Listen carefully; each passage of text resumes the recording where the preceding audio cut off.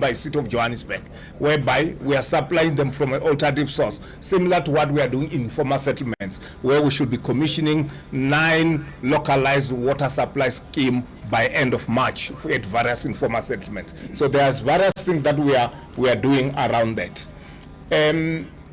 So the ring fencing, work is happening around that, and it is championed under the presidential working group, as well as the National Treasury program for trading service reform. Of course, right now we're still working on the modality around it, because as you know, as much as the stream of revenue for the city, there are 4 rates: water, electricity, and solid waste. The activity that the city handles is much more than those. So what is being done right now is the whole model, as to say, as we go into ring fencing, say for instance, of water resources, so that we can invest much more of that resource back to water.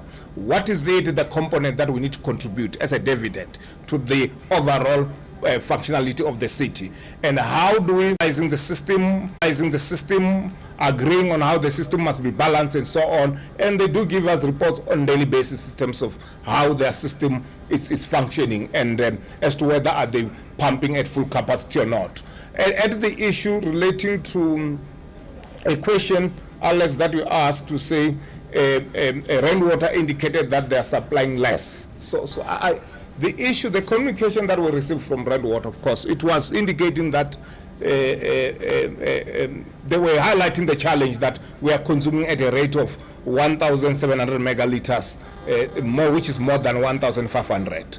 And in that challenge, they were saying to us, what is it that we are going to be doing, and doing it at a faster pace, so that we can be able to stabilize the system, because the system is struggling.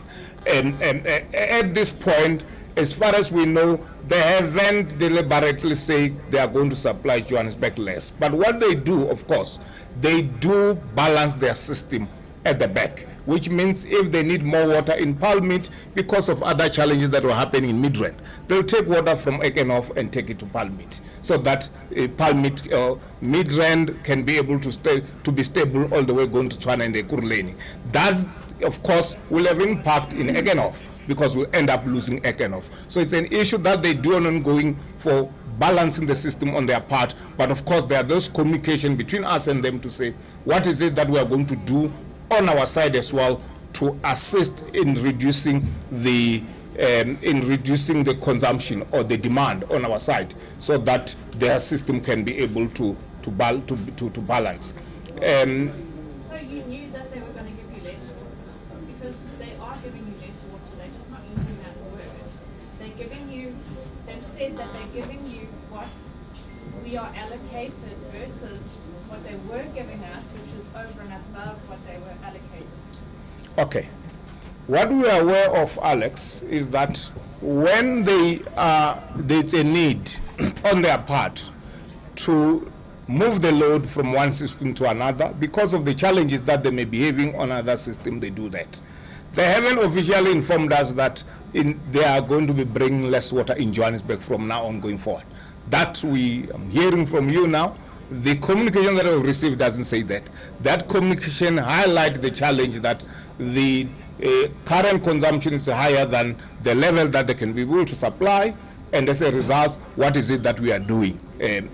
But of course, the issue that I've indicated, that whenever they are challenged, there is that flexibility on their side where they move load from one system to another. But of course, the system where the load is being taken from, that system will end up struggling, like what's happening right now in the commando system in Crown Gardens, because there was an issue of moving the load to Palmit with the view of getting the Palmit back.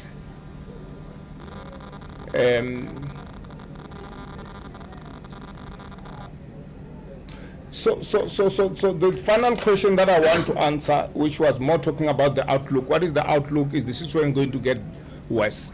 So we on daily basis, our aim is to stabilize this system.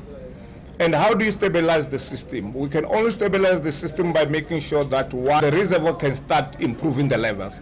And in this, I'm not talking about our reservoir only. Our interest also is to make sure that our back supply reserve improves and get to 60%.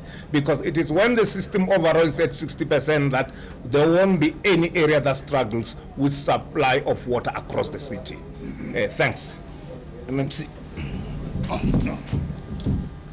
Alex wanted me to appear on TV.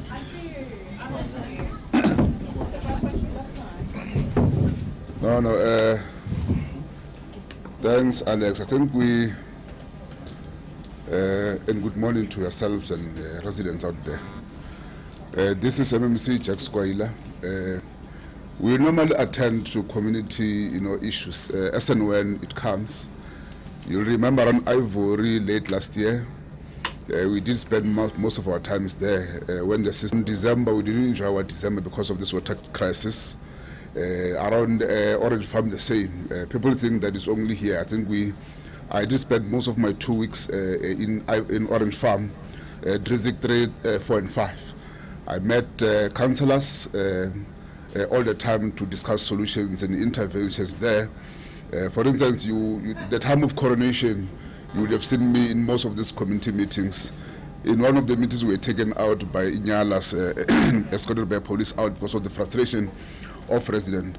And I must indicate that there is indeed in areas where we pick up the interruptions because of residents temporary. We challenged EM where you went last week at Naledi. Our guys, when they went on site, I think together with one of the residents, to discover that the PRV, which was half closed, could be identified by a resident. It means that it would have been tampered to.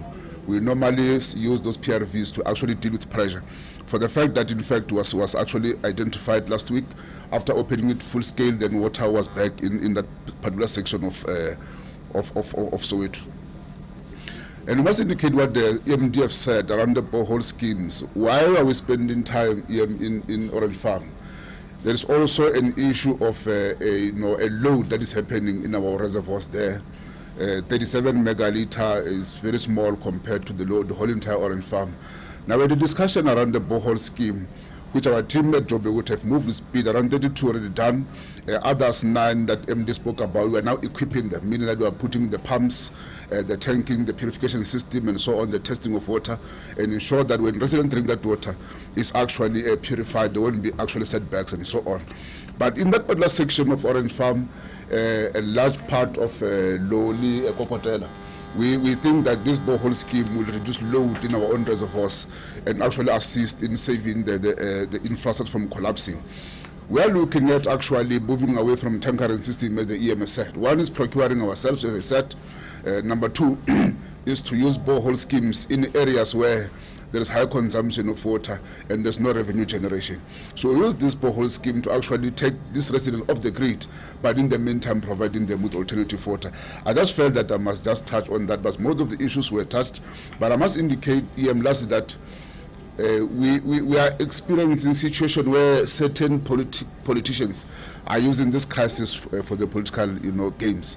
We think it's wrong. This is a real crisis. We are glad if you listen to Deputy Minister Matlobo today speaking, there's acknowledgement that indeed everybody from government, local government, provincial and national must come at play to try and intervene so that at least we rescue residents from this problem. But we mustn't use this problem to say that let me go and use this problem to campaign for myself. I think it's reckless and irresponsible. Thanks a lot. Thank you, MMC. Members of the media, colleagues, thank you so much for coming to the media briefing. Thank you. Alex, goodbye. Nobile, goodbye.